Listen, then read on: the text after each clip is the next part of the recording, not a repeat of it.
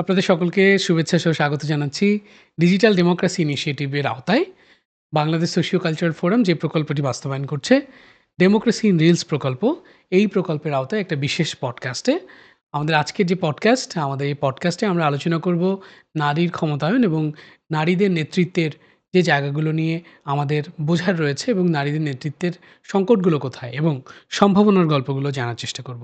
আমরা অত্যন্ত আনন্দিত যে আমাদের সঙ্গে আজকে এই বিশেষ পডকাস্টে উপস্থিত আছেন রাজশাহী বিশ্ববিদ্যালয়ের রাষ্ট্রবিজ্ঞান বিভাগের সম্মানিত শিক্ষক প্রফেসর ডক্টর ফারহাদ তাসনিম। ম্যামকে স্বাগত জানাচ্ছি। ম্যাম, আপনাকে স্বাগত বিএসসিএফ এর এই বিশেষ পডকাস্টে।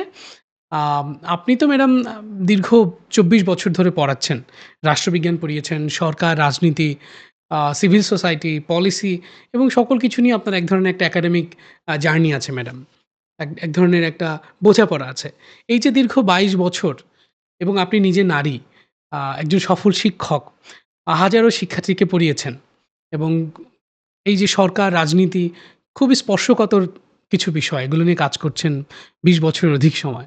এই অভিজ্ঞতাটা নিশ্চয়ই আমাদের জন্য একটা বিরাট পাওয়া। আপনি তো ক্লাসরুমে ম্যাডাম পড়িয়েছেন, আপনার শিক্ষার্থীদেরকে আপনার অভিজ্ঞতা ভাগ করে নিয়েছেন। আমরাও মূলত আজকের এই ডেমোক্রেসি ইন রিলস প্রকল্পের যে পডকাস্ট, এখানে মূলত আপনাকে আরেকবার স্বাগত জানাচ্ছি। আপনার কাছে প্রশ্নে যাব। কিন্তু সবার আগে জেনে নিই আপনি কেমন আছেন এবং আপনার কেমন লাগছে ম্যাডাম? ধন্যবাদ নিলয়। আমার মনে হয় একটু বেশি করে বলা হয়েছে আমার সম্পর্কে। আমি একজন শিক্ষক, এবং রাজনীতি পড়াই অবশ্যই। তো হ্যাঁ, অবশ্যই একটা লম্বা সময় ধরে আছি। আমার আসলে খুব ভালো লাগছে এখানে এসে, এবং আসলে আমার খুব ভালো লাগে যখন স্টুডেন্টরা, ইয়াংরা, ইউথরা হচ্ছে কোনো এই ধরনের ক্রিয়েটিভ ইনিশিয়েটিভ নেয়, কাজ করে। সেটাতে আমার সবসময় একটা সাপোর্ট আছে, এবং সেই কারণে আমি আসলে খুশি হয়ে এসেছি আরো সাপোর্ট দেওয়ার জন্য। আমরা আজকের আলাপ শুরু করতে পারি। অনেক ধন্যবাদ ম্যাডাম। আমরা অনেক কৃতজ্ঞতা জানাচ্ছি আপনাকে।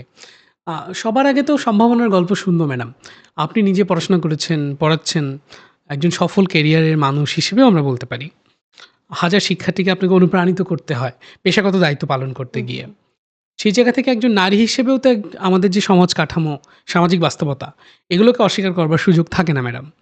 সেই জায়গা থেকে আমার ১ম জানতে চাওয়া, একজন নারী হিসেবে আপনার অভিজ্ঞতায় হুম। একজন নারী যদি নেতৃত্বের জায়গায় আসতে চান, সমাজ, রাষ্ট্র, বিভিন্ন প্রতিষ্ঠানের নেতৃত্বের জায়গায় আসতে চান, ১ম এ তারা কোন বাধাটির সম্মুখীন হন আসলে?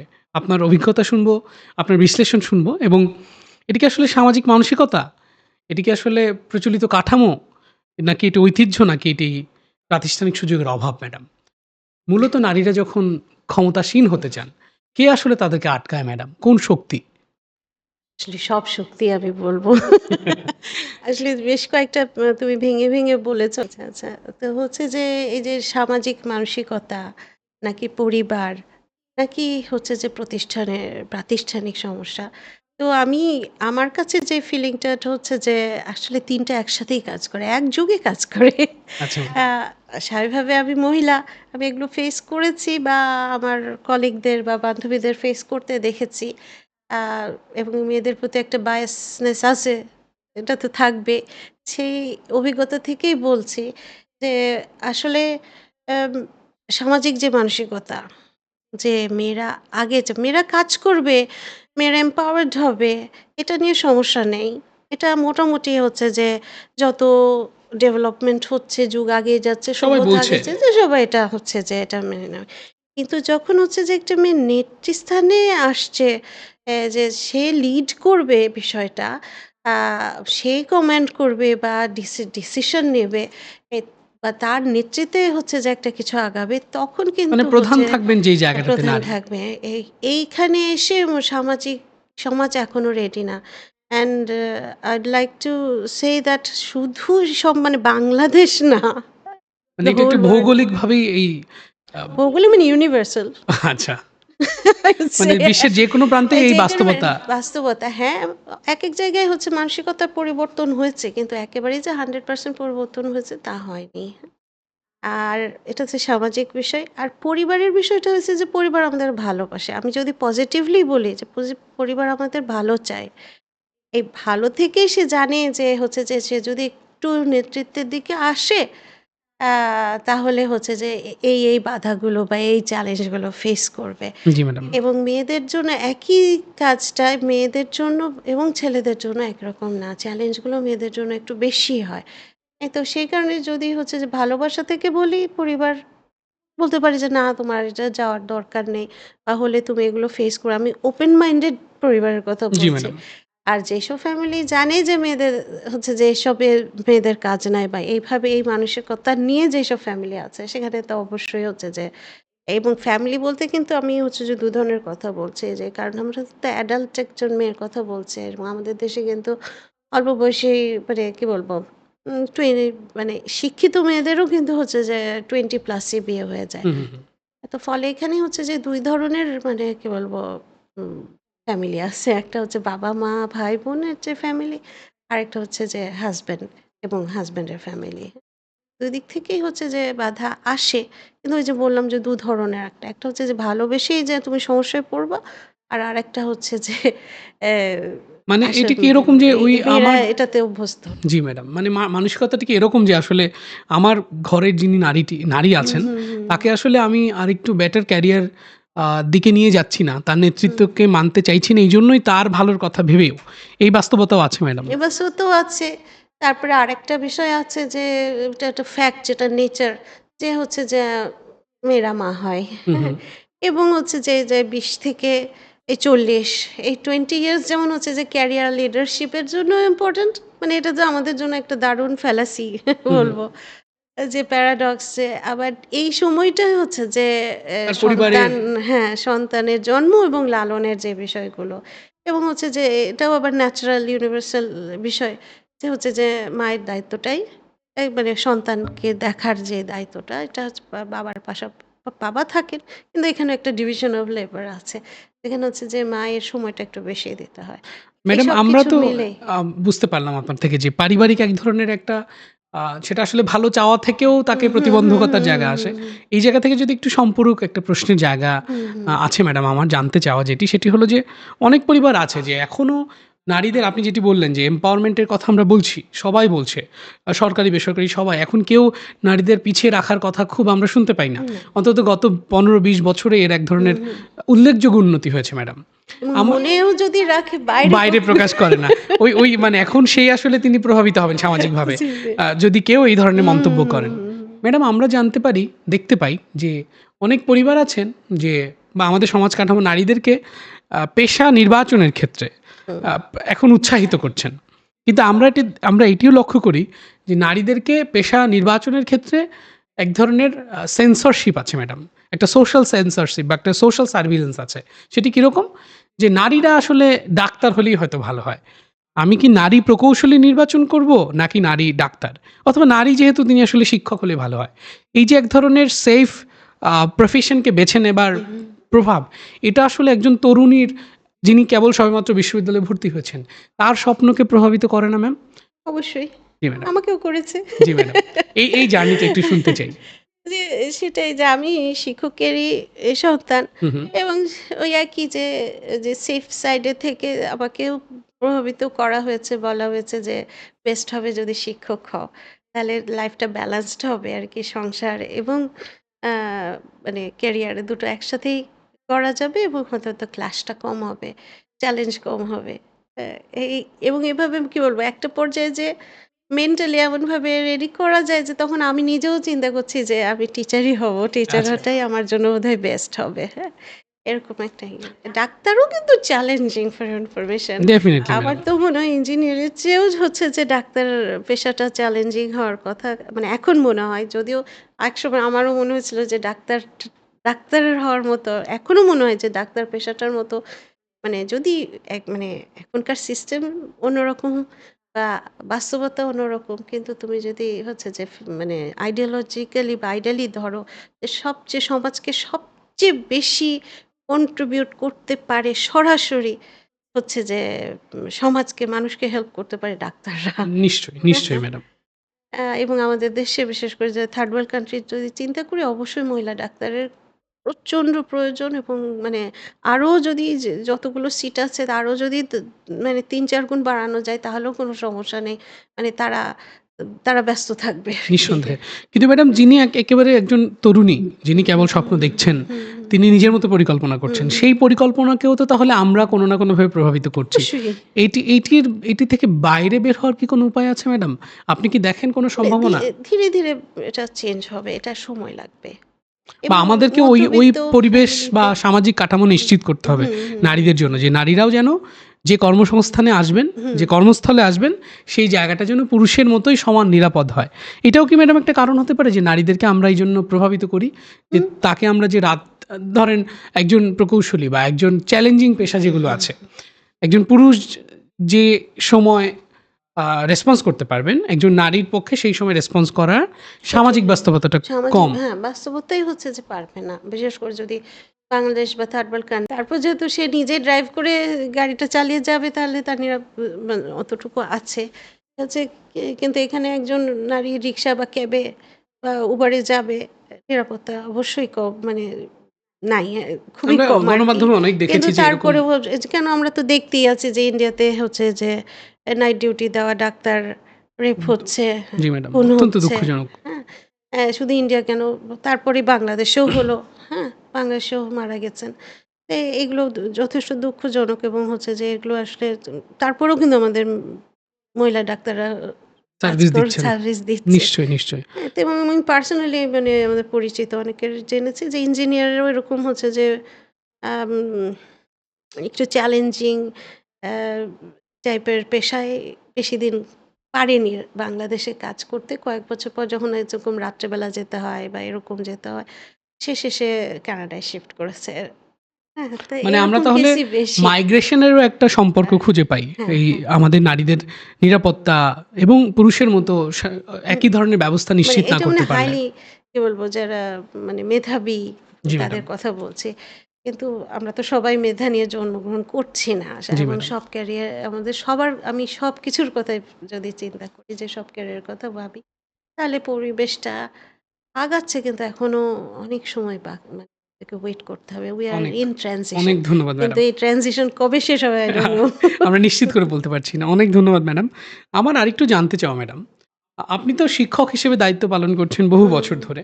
এই শিক্ষকতার পাশাপাশি বিশ্ববিদ্যালয়গুলোতে তো প্রশাসনিক দায়িত্বও হুম, আছে। হুম। আপনি প্রশাসনিকভাবে দায়িত্ব পালন করেছেন কিনা শিক্ষকতার বাইরে ম্যাডাম?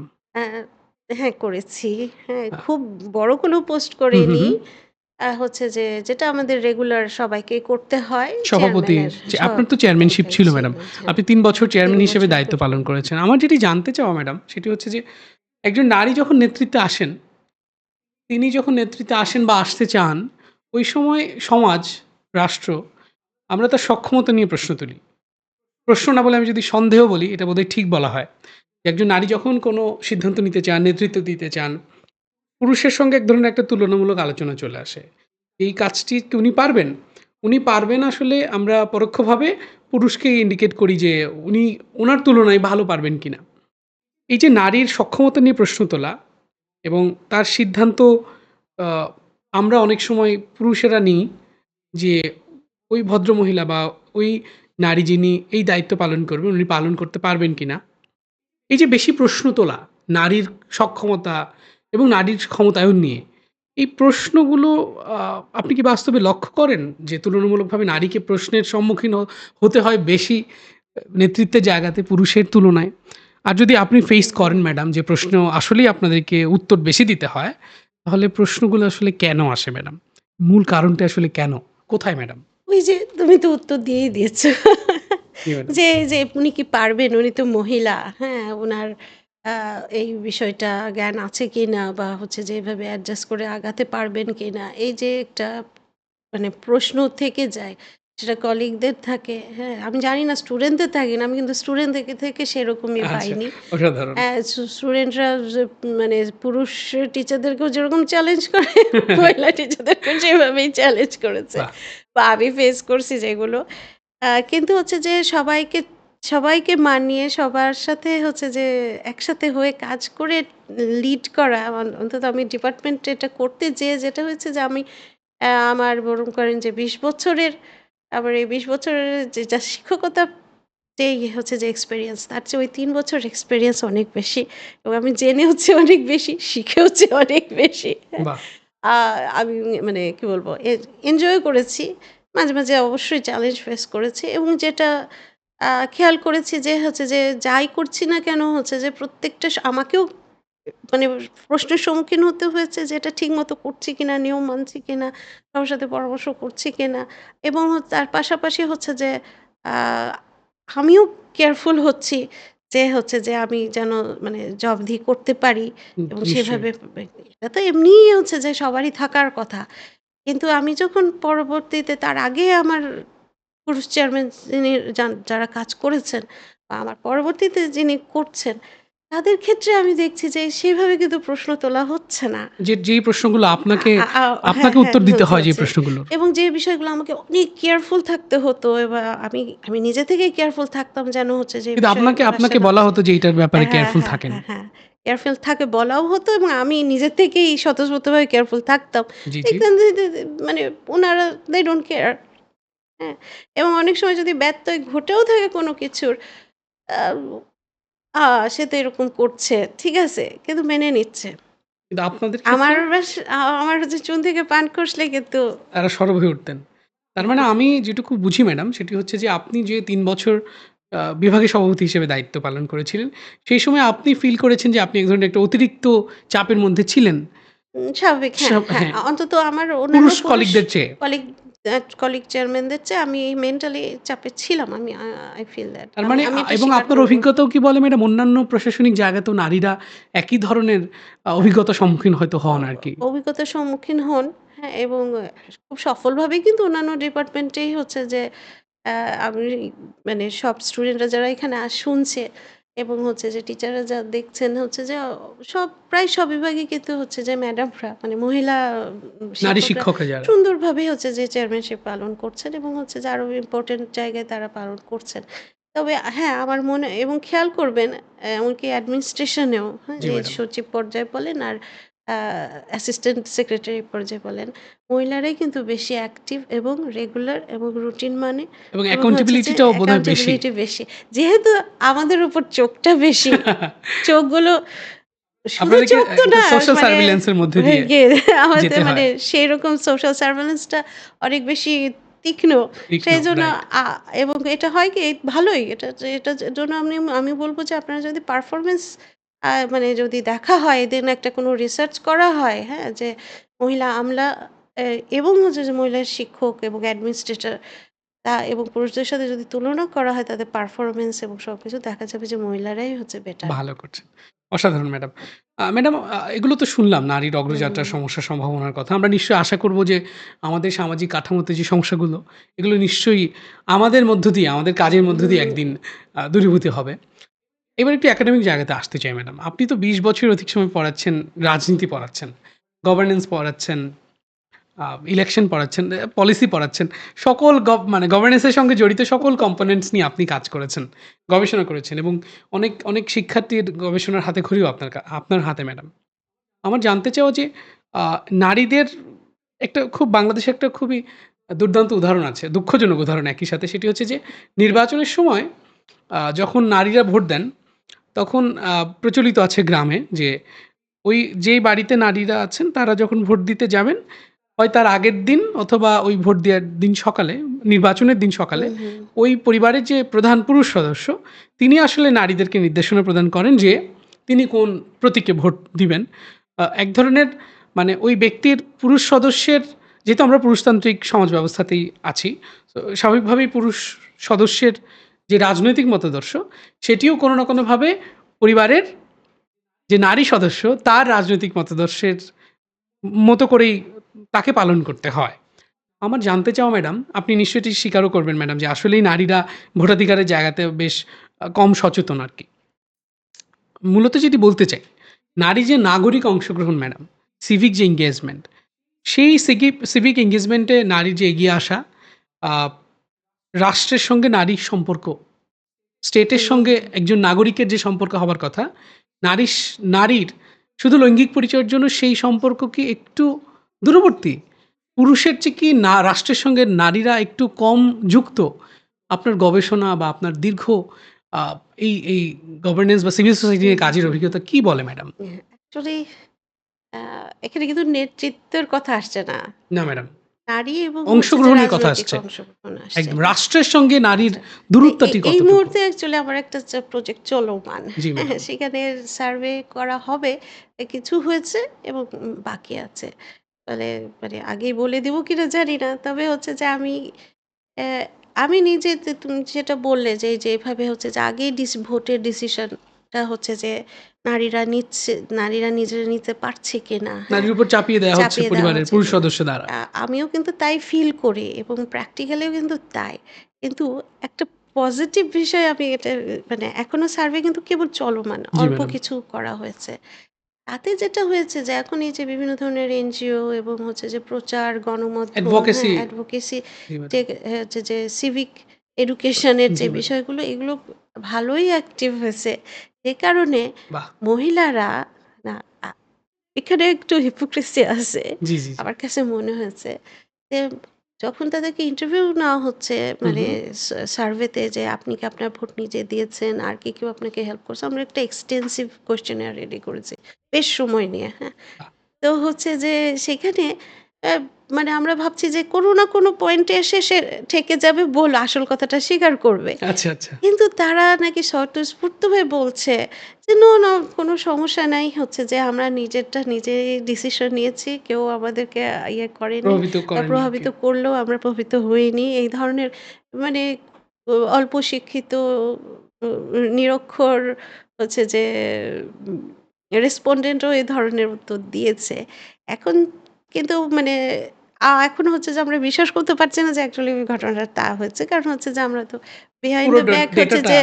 যে শুধু তো মানে তারা কি বলছে সেটা আমরা দেখব না। আমরা হচ্ছে যে তাদের সাথে RFDD করব, ইয়ে করব এবং এ পর্যন্ত যে ট্রেন্ডটা চলে আসছে সেগুলোর সাথে আসলে এটা মিলে না। হ্যাঁ? আচ্ছা, আচ্ছা। তো হচ্ছে যে ফলে আমরা তো হচ্ছে যে ভেরিফিকেশন করব বিষয়টা। তো অন্তত এতটুকু বলা যায় যে হচ্ছে যে তারা এটা বুঝেছে আচ্ছা।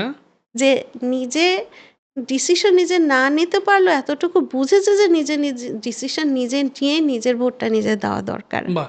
এটাও মনে হয় আমাদের জন্য এটাকে অগ্রগতি। পজিটিভলি আমরা তো চিন্তা করতে নিশ্চয়ই, পারি। নিশ্চয়ই ম্যাডাম। হ্যাঁ, যে অন্তত হচ্ছে যে ক্যাম্পেইন এর কারণে বিভিন্ন ধরনের হচ্ছে যে এই ধরনের যে তার মানে বেসরকারি প্ল্যাটফর্ম সংস্থাগুলোর হ্যাঁ, হ্যাঁ। কার্যক্রমের এক ধরনের হুম, মানে এটা আমার কাছে প্রভাব মানে আমরা দেখতে পজিটিভ পাচ্ছি। দেখছি। হ্যাঁ, কিন্তু নিশ্চয়ই, নিশ্চয়ই। বাট আমি এটা মানে একেবারে মন থেকে 100% বিশ্বাস করি না যে তারা সত্যিই নিজের ডিসিশন নিজে দিয়েছে। আচ্ছা ম্যাডাম। মানে ওই পথটা বোধহয় হ্যাঁ, এখনো কঠিন। হ্যাঁ, কিন্তু তারপর তারা এটা অনুধাবন করছে অনুধাবন যে করেছেন এবং মনে করছে যে তাদের এভাবেই কথা বলাটা প্রয়োজন। বাহ! তাদেরও যে সিদ্ধান্ত গ্রহণের ক্ষমতা আছে, আচ্ছা এটা তারা এইটা জেনেছে। তারা বুঝতে পারছে। এইটা আমাদের মতো দেশের যেহেতু আমাদের অনেক এটাকে পথ একটা বাকি, ছোট্ট এগিয়ে একটা ছোট্ট যাওয়া। মাইলস্টোন পার করেছি আমরা বলা যায় ম্যাডাম। মাইলস্টোন বলব কিনা জানি না। আচ্ছা। তবে একটু আগেছে পরিস্থিতি। নিশ্চয়ই, নিশ্চয়ই, নিশ্চয়ই ম্যাডাম। ম্যাডাম আমরা তো আপনার থেকে নারী নেতৃত্ব নিয়ে জানলাম। আপনার গবেষণার কথা শুনলাম এবং সিভিক এনগেজমেন্ট এ নারীরা কতখানি পিছিয়ে বা নারীদের আসলে আ কতখানি রাষ্ট্রের সঙ্গে নারীরা সম্পৃক্ত সেই জায়গা নিয়ে আমরা জানতে চাইলাম ম্যাডাম। আমাদের ম্যাডাম একটা ধারণা আছে যে নারী নেতৃত্ব বলতে আমরা সাধারণত বুঝি যে খুবই কাঠামোগত প্রাতিষ্ঠানিক জায়গাতে নারীদের নেতৃত্ব। যেমন সবার ১ম এ আমরা বুঝি যে রাষ্ট্রের সর্বোচ্চ পর্যায়ে নারীদের অবস্থান। এটাকে আমরা নারীদের নেতৃত্ব বা নারীদের নেতৃত্বের জায়গাতে আসীন হওয়াকে বুঝি। আবার আমরা যদি একটু নিচের দিকে আসতে থাকি আরকি, আমরা বুঝতে পারি যে ম্যাডাম যারা সরকারি কর্মকর্তা আছেন, আপনারা পড়াচ্ছেন, আ আ আমলা যারা আছেন বা চিকিৎসক যারা আছেন, পেশাজীবী যারা আছেন নারীরা, তাদের অবস্থানের কথা আমরা জানি ম্যাডাম। কিন্তু রাষ্ট্রের সঙ্গে সম্পর্ক তৈরি করতে বা সিভিক যে এনগেজমেন্ট, নাগরিক যে সম্পৃক্ততা ম্যাডাম, সেই সম্পৃক্ততার জায়গায় আমি যদি আপনার কাছে একটা প্রশ্ন বা আমার জানতে চাওয়া হুম, যে একজন তরুণী বা একজন শিক্ষার্থী যিনি ইয়ুথ, যিনি যুব নারী বা যুবক, হুম। আ যুব নারী বিশেষত, তিনি আসলে আ সিভিক লিডার বা কমিউনিটিতে তিনি আসলে কিভাবে একজন আ সিভিক লিডার হয়ে উঠবেন ম্যাডাম?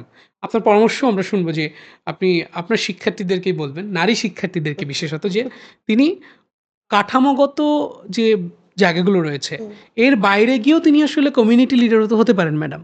হুম, এবং তিনি আসলে নেতৃত্ব দিতে পারেন। তার নিজের সমাজকে, তার নিজের হুম, হুম, সারাউন্ডিংস কে হুম। তিনি নেতৃত্ব দিতে পারেন এবং সেখানে নাগরিক সম্পৃক্ততা বাড়াতে পারেন। তিনি আসলে কিভাবে এই কাজটি, এই এটি পথটি একে শেষ করতে পারেন? তুমি যা বুঝতে পারছি প্রশ্ন যে গ্রাসরুট লেভেলে কিভাবে হচ্ছে যে নারীর শুধু সংযোগও না অপ্রাতিষ্ঠানিকভাবেও।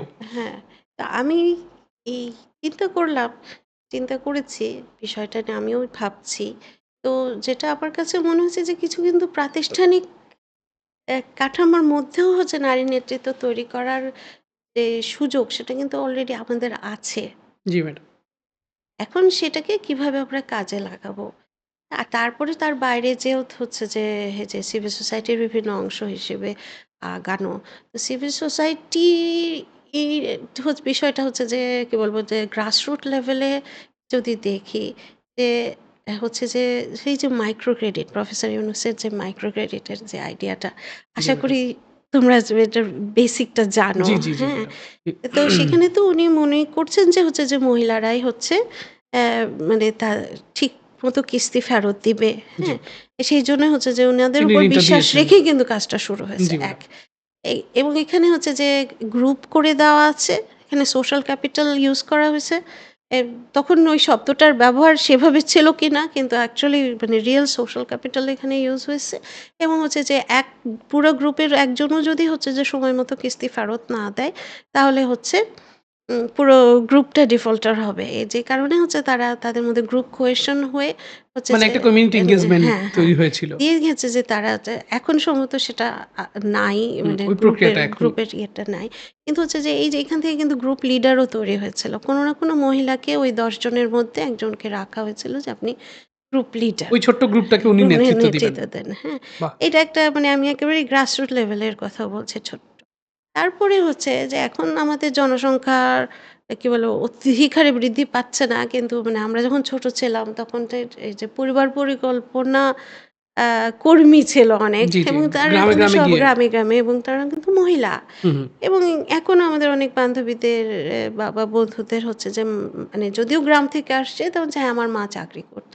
কি চাকরি করতেন? এই যে এই সোশ্যাল ওয়ার্কার স্বাস্থ্যকর্মী ছিলেন, হিসেবে। স্বাস্থ্যকর্মী যে এটাও কিন্তু হচ্ছে অনেক বড় কথা। উনি প্রত্যেক ঘরে, ঘরে যেয়ে হচ্ছে যে তাদেরকে এ ইয়ে নিশ্চয়ই, করতেন। নিশ্চয়ই। ফলে এইটাও কিন্তু একটা বড় একটা স্ট্রাকচার এর মধ্যে থেকেই কিন্তু হচ্ছে যে মহিলা নেতৃত্ব সৃষ্টির। কারণ তার উপর কিন্তু অনেক পরিবারের ভরসা থাকতো। অনেক ফ্যামিলিতে সে সময় ছিল। এখন কেমন অবস্থা আমি ঠিক জানি না।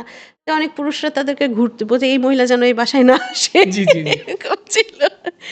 তো তাদেরকে কিন্তু অনেক কিছু ফেস করতে হয়েছে কিন্তু তারপরে তারা কাজ করেছে। অনেক, অনেক মানে অনেক জানা হলো ম্যাডাম আপনার থেকে যে বিশেষত কিভাবে আসলে আ নারীদেরকে কাঠামোগত হুম। জায়গাতে থেকেও বা প্রাতিষ্ঠানিক জায়গার মধ্যে অংশের তারপরে যেটা কম হচ্ছে যেটা ইন্ডিয়ায় হয়েছে হুম, হুম। আ হচ্ছে যে এই কিশোরীদের স্বাস্থ্য নিয়ে কিশোরীদেরকে সচেতন করার যে বিষয়গুলো। প্রিন্স হ্যারির ওয়াইফ মেগান মার্কেল সে কিন্তু যদিও সোপ অপেরার নায়িকা কিন্তু সে বিশ্বে নাম করেছে এবং প্রিন্স হ্যারিকেও অ্যাট্রাক্ট করেছে তার যে কাজের জন্য সেটা হচ্ছে যে ইন্ডিয়ান কিশোরীদের হচ্ছে যে স্যানিটেশন এবং স্বাস্থ্যের জন্য উনি হচ্ছে যে এই যে কাজটা মেনস্ট্রুয়াল হেলথ করেছেন যেটা আরকি। হ্যাঁ, হ্যাঁ। তো এবং এটার জন্য হচ্ছে যে আমাদের দেশেও কিন্তু চ্যানেল আই হচ্ছে যে কিশোরীদের জন্য আমি এক্সাক্টলি নামটা মনে স্বর্ণ করতে কিশোরী। স্বর্ণ কিশোরীর জি হচ্ছে যে ম্যাডাম। তারা ইয়ে করছে। এই বিষয়গুলো হ্যাঁ, এই বিষয়গুলো নিয়ে হচ্ছে যে যদি মাঠ পর্যায়ে হচ্ছে যে কাজ করা যায় এবং সেই ক্ষেত্রেও কিন্তু লিডারশিপের কমিউনিটি লিডার মেয়েদের হওয়া খুবই প্রয়োজন। মানে আমি জাস্ট বলছি যে এই তুমি যেটা বললে যে হ্যাঁ, মেয়েরা হলে কেমন হবে? কিন্তু আমি বলছি যে এটা সমাজের আমাদের জন্য, জরুরি, আমাদের জন্য জরুরি। জেনারেশনের জন্য এবং হচ্ছে যে জাতির স্বাস্থ্যের জন্য, হ্যাঁ? জাতির ভবিষ্যৎ স্বাস্থ্যের জন্যই হচ্ছে যে এই ধরনের কমিউনিটি লিডার, মেয়ে কমিউনিটি লিডার খুব প্রয়োজন যারা হচ্ছে যে এইসব বিষয়গুলো হচ্ছে যে আরো ভালোভাবে হচ্ছে কারণ আমরা বাল্যবিবাহ আইন করেছি, জি ম্যাডাম। যৌতুক আইন করেছি, বহু বছর ধরে করেছি, চেঞ্জ করছি বাট এটা কখনোই ঠিকমতো ইমপ্লিমেন্ট হয় না। কিন্তু দুঃখজনক। হচ্ছে যে এই ধরনের ছোট, ছোট যে কমিউনিটি লিডার যদি থাকে মহিলা এবং এই ধরনের তাদেরকে কাজগুলো প্যাট্রোনাইজ যদি করা করাটাও যায়, আমাদের এক ধরনের এটাই বেশি দায়িত্বের। ইম্পোর্টেন্ট। আপনাকে অনেক ধন্যবাদ ম্যাডাম। আমাদের বেশ জানার সুযোগ হলো ম্যাডাম। আমরা আ খুবই শেষ পর্যায়ে চলে এসেছি পডকাস্টের। আমি যদি খুবই সংক্ষেপে একটু জানতে চাই আপনার আপনার থেকে, জানতে চাওয়ার চেয়ে বড় ব্যাপার হচ্ছে যে আপনি আমাদের দর্শকদের জন্য এবং বিশেষত নারী দর্শক যারা সিভিক লিডার হতে চান, তাদের জন্য কিছু বলবেন কিনা? তাদের জন্য কোনো পরামর্শ, শুভকামনা যেকোনো কিছু আপনি জানাতে পারেন। সিভিক লিডার আম সিভিক লিডার কিন্তু আমাদের সবসময় মহিলারা ছিলেন। হ্যাঁ? আমরা যদি অধিকার কর্মী, মহিলা অধিকার কর্মী বড়, বড় নামগুলো একটার পর একটা বলি, বাংলাদেশে কিন্তু আছেন, অনেকেই আছেন। আমি এক্সাক্টলি নাম বলব না, কারণ কাউকে কেউ পছন্দ করে, কেউ করে না। কিন্তু আমরা যদি যখনই হচ্ছে যে সিভিক লিডার হিসেবে বা অধিকার কর্মী হিসেবে বেশ কয়েকজন নারী মহিলার নাম এখনো মানে এই মুহূর্তে তারা অ্যাক্টিভ আছেন। জি ম্যাডাম। হ্যাঁ, তো এখন সবাইকে যে এই পর্যায়ে যেতে হবে তা তো না। নিশ্চয়ই। হ্যাঁ? তো হচ্ছে যে এম তবে এ আমি আবারও বলব, পথটা খুব সহজ না। বেশ কঠিন। বেশ কঠিন। তবে হচ্ছে যদি ডেডিকেশন থাকে, তারপরে যে ইনার কোয়ালিটিটা থাকে, এখন ওই যেটা আমি বললাম যে কিছু স্ট্রাকচার আছে, যেটাকে রেখেই আমরা আ আগাতে পারবো। তবে হচ্ছে তবে রাজনীতি যদি বলি, রাজনীতি লিডারশিপের যদি কথা বলি, সেই পথটা কিন্তু এখনো অনেক জটিল এবং বেশ বন্ধুর। বন্ধুর এবং পিচ্ছিল। আর কি বলবো?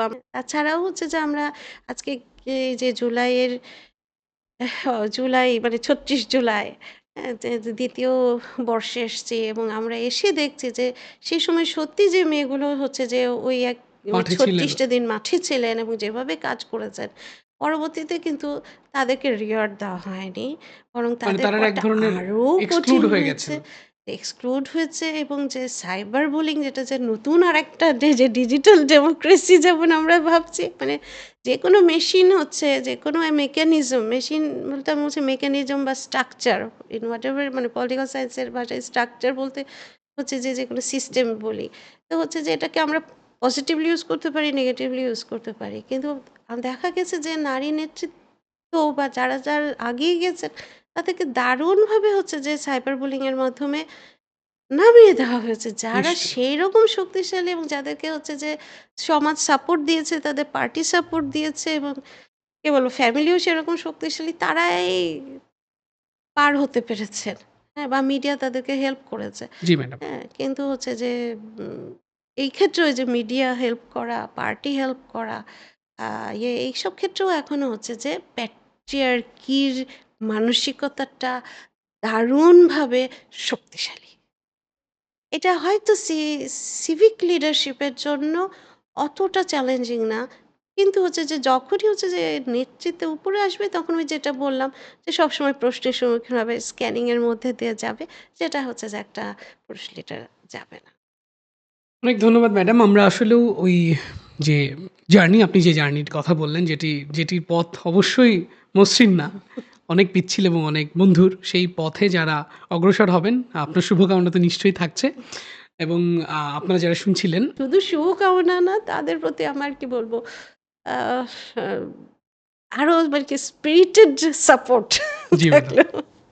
অনেক ধন্যবাদ। এই স্পিরিট নিশ্চয়ই আমাদের আপকামিং যে সিভিক লিডার তাদেরকে অনেক হেল্প করবে এবং বিশেষত নারী আ নেতৃত্বের যারা আসতে চান এবং যারা সিভিক এই নাগরিক সম্পৃক্ততা বাড়াতে চান, সম্মানিত আ নারীরা, যেকোনো ক্ষেত্রে হতে পারে। বিশেষত যুব নারী যারা আছেন, তাদের এই পথটি আরেকটু মসৃণ হোক এবং আমাদের সেই আ কার্যক্রম সকলের সহযোগিতা অব্যাহত থাকুক। এই প্রত্যাশা করে তো আমরা শেষ করতে পারি ম্যাডাম আজকে। অবশ্যই। আপনাকে অনেক ধন্যবাদ। আপনার অনেক ব্যস্ত সময় থেকে আমাদেরকে একটু সময় দেবার জন্য। নিশ্চয়ই গভর্নেন্স, সিভিল সোসাইটি এবং সকল রাজনীতির সকল কম্পোনেন্টস নিয়ে আমাদের আরেকবার জানার সুযোগ হবে এবং আপনার থেকে আমরা শুনবো। বাংলাদেশ সোশিও কালচারাল ফোরাম বিএসসিএফ এর পক্ষ থেকে আপনাকে আরেকবার কৃতজ্ঞতা এবং ধন্যবাদ। থ্যাংক তো ইউ ম্যাডাম।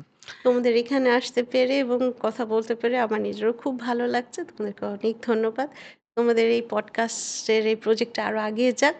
আ আমার শুভকামনা থাকলো। অনেক ধন্যবাদ এবং কৃতজ্ঞতা এবং আপনারা যারা শুনছিলেন এতক্ষণ, বাংলাদেশ সোশিও কালচারাল ফোরামের চলমান প্রকল্প ডিজিটাল ডেমোক্রেসি ইনিশিয়েটিভের আওতায় ডেমোক্রেসি ইন রিলস প্রকল্পের আজকের এই পডকাস্টে আপনারা যারা শুনলেন এতক্ষণ, আপনাদেরকে আন্তরিক কৃতজ্ঞতা। আমরা একটু জানিয়ে রাখতে চাই, এই প্রকল্পের সহযোগিতায় আছে ডিডিআই সাউথ এশিয়া, সিভিকাস এবং অ্যাকাউন্টেবিলিটি ল্যাব এবং আমরা বাস্তবায়নে আছি বিএসসিএফ। নিশ্চয়ই ডেমোক্রেসি ইন রিলস প্রকল্পের অন্যান্য কনটেন্ট আপনারা দেখছেন, নাগরিক সম্পৃক্ততা এবং গণতন্ত্রের যে একাডেমিক জায়গাগুলো সেটিকে আমরা কনটেন্টের মাধ্যমে ফিরিয়ে আনার চেষ্টা করছি, উপস্থাপনের চেষ্টা করছি। আমাদের সঙ্গে থাকুন এবং এই কনটেন্ট দেখতে থাকুন এবং গণতান্ত্রিক যাত্রায়, বিশেষত নাগরিক সম্পৃক্ততার যাত্রায় আপনাদেরকে আমরা পাশে পাবো, এই প্রত্যাশা জানিয়ে আজকের এই পডকাস্ট এখানে শেষ করছি। অনেক ধন্যবাদ।